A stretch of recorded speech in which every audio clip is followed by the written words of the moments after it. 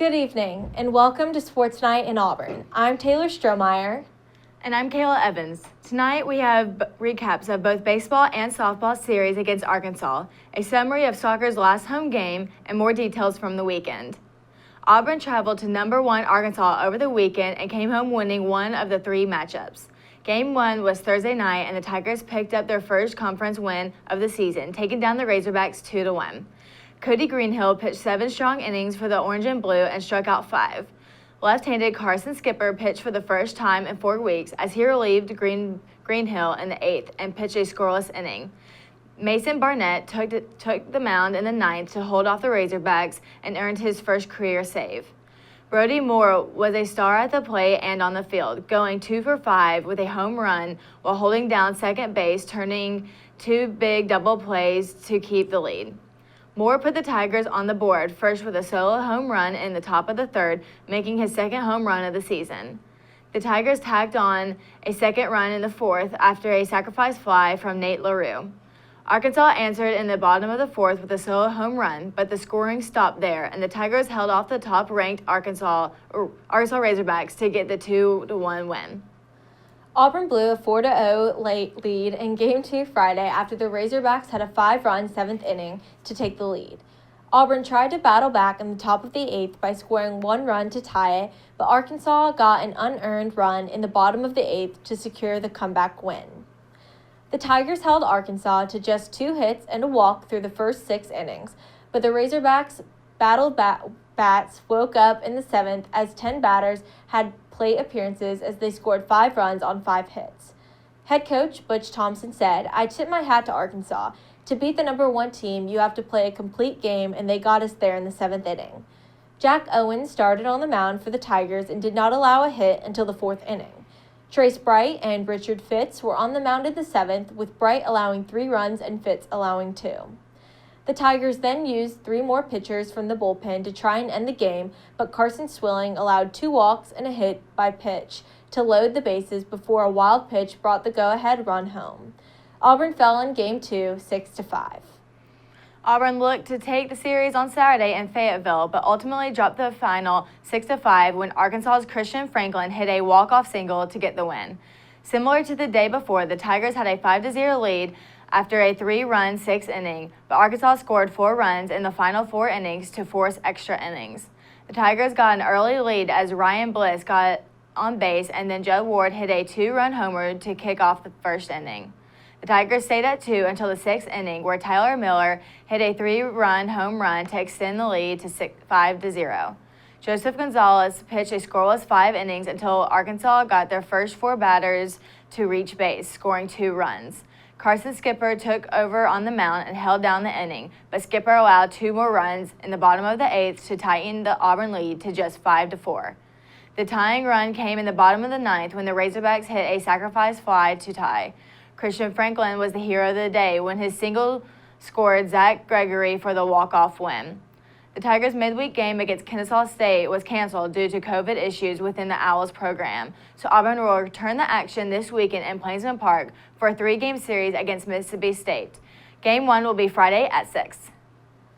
Softball hosted Arkansas over the weekend and fell in all 3 games at Jane B. Moore Field. Maddie Penta was on the mound for the Tigers, and she was up against SEC Pitcher of the Week, Mary Half. Both pitchers held their opponents to no hitters until the 4th, but the Razorbacks got on the board first with a pair of walks and an RBI single from Allie Manzo. Auburn's Tyler King broke Half's no-hitter in the 4th, but they were unable to score due to an Arkansas double play. Arkansas came to life in the 5th, scoring 4 runs.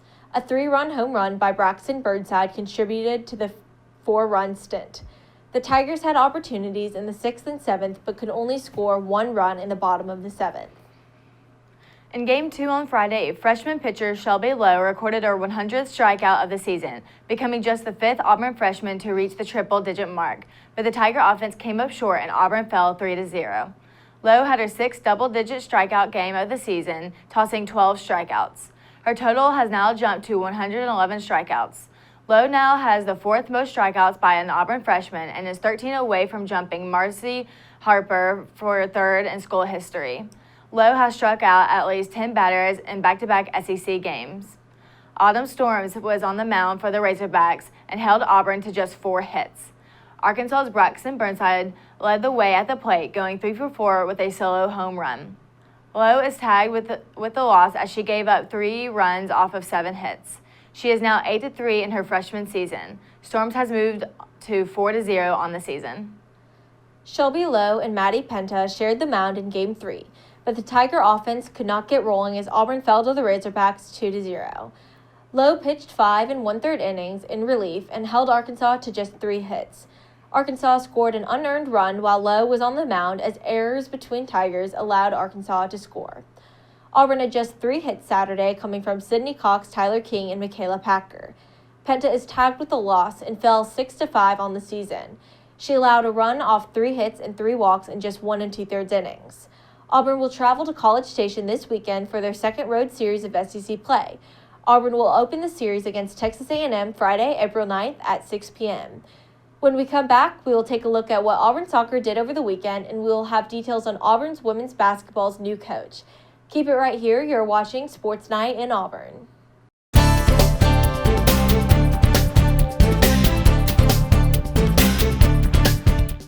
Auburn soccer earned their 4th straight win on Senior Day Saturday, shutting out a top-scoring South Alabama team 3-0. Senior defender Sarah Halkin and senior goalkeeper Danny Kaufman were celebrated and ended their run at the Auburn Soccer Complex in a big way. Halkin is a 4-year starter for the Tigers and has been captain for 2 years. Kaufman is a grad transfer senior from Bucknell.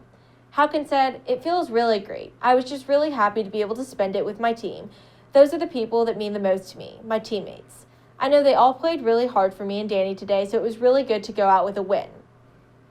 For the Tigers offensively, 2 freshmen got it done for the first 2 goals of the game. Early in the match, in the 9th minute, Olivia Candolino scored on the far post for her 3rd goal of the spring. Later, in the 23rd minute, Anna Haddock scored from 25 yards out, marking her 2nd goal of the season.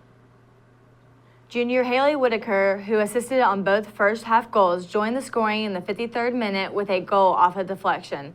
It was her 2nd of the season. With her goal and 2 assists, Whittaker matched her career high with 4 points of the day. As a team, Auburn outshot South Alabama 17-5. Auburn has now won 13 straight games against South Alabama in their series. Because of her 4 points in Saturday's game, Haley Whittaker has been named Southeastern Conference Co-Offensive Player of the Week. She shares the honor with Monago Carnley of Mississippi State. Whittaker is the 5th Auburn player to earn SEC honors this season. Whittaker and Sarah Halkin were honored by Top Drawer Soccer this week. Halkin was named to Team of the Week, and Whittaker was an honorable mention honoree. This is the 4th straight week and the 5th time this spring an Auburn Tiger has earned Top Drawer Soccer honors. This is the 2nd time for both Halkin and Whittaker. Whittaker, Halkin, and the Tigers have this week off, and they will wrap up their season against Virginia Tech Saturday, April 17th in Bradenton, Florida. Auburn's women's basketball has found their new coach and longtime SEC assistant and 2018 WBCA National Assistant Coach of the Year, Johnny Harris. Harris spent 16 years combined at Arkansas, Texas A&M, and Mississippi State. She spent last season as the assistant coach at the University of Texas. She helped lead Texas to an Elite 8 appearance this season and assisted Mississippi State to a pair of NCAA championship game appearances during her time in Starkville. Harris has a strong reputation as a recruiter and played an integral role in Mississippi State's top signing classes, including the 2013 class, who has 111 wins, and the 2014 class, who has 126. In her introductory press conference Monday afternoon, Harris said, "My vision for this program is tough, hard-nosed, aggressive basketball players and basketball program. That's what I want to have. I want to have somebody who's tough, hard-nosed, physical, aggressive, somebody that when the other opponents come in, they don't want to have anything to do with it because they know we're going to bring it every day." The first time I talked to the team on the phone, the first thing they wanted to know is, when do we get on the floor? That told me a lot. They're ready to go, I'm ready to go, but they're ready to get on the floor. We're going to get better. The Tigers will continue working out and practicing, and the Johnny Harris era will begin in the fall. Auburn looks to close out the season with another trophy as the team will head to Waco, Texas for the 2021 National Collegiate Equestrian Association Championship. The 3-day meet will be held April 15th to 17th in the Extraco Event Center.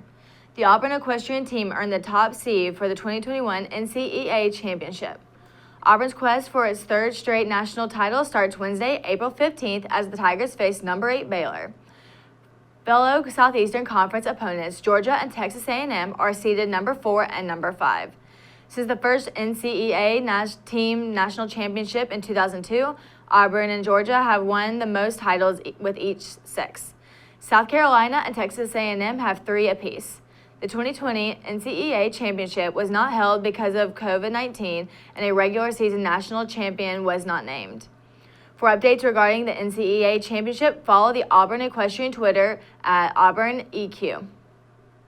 Presley Weems had a record-setting weekend as the senior distance runner broke the Auburn women's 1,500-meter and 800-meter school records. She also posted the nation's top mark for the 1,500-meter. Weems' 1,500-meter time was 4:14.35, which broke the previous set record of 4:17.81. Less than 24 hours after recording the nation's top time, she placed second in the 800-meter with a time of 2:04.58. Weems' 800-meter time is the 8th best time in the event in 2021.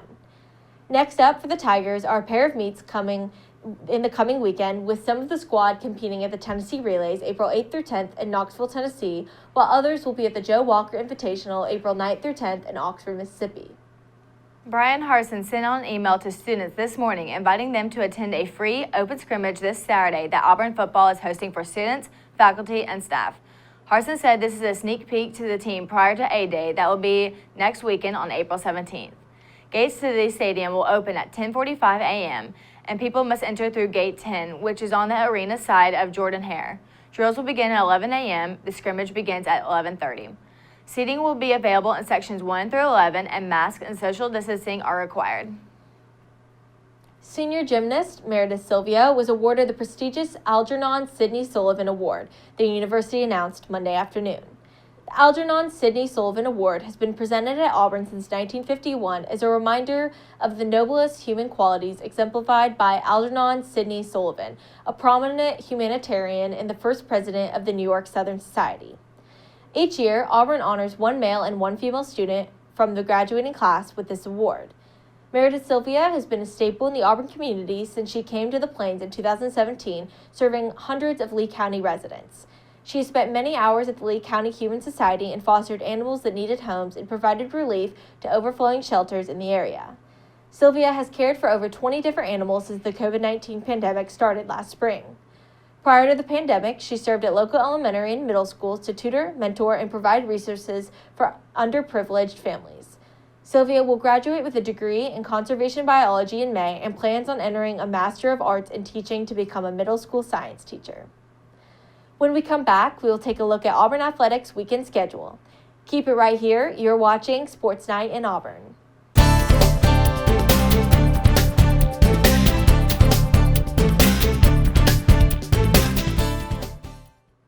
The action kicks off Friday night with Game 1 of a home series against Mississippi State.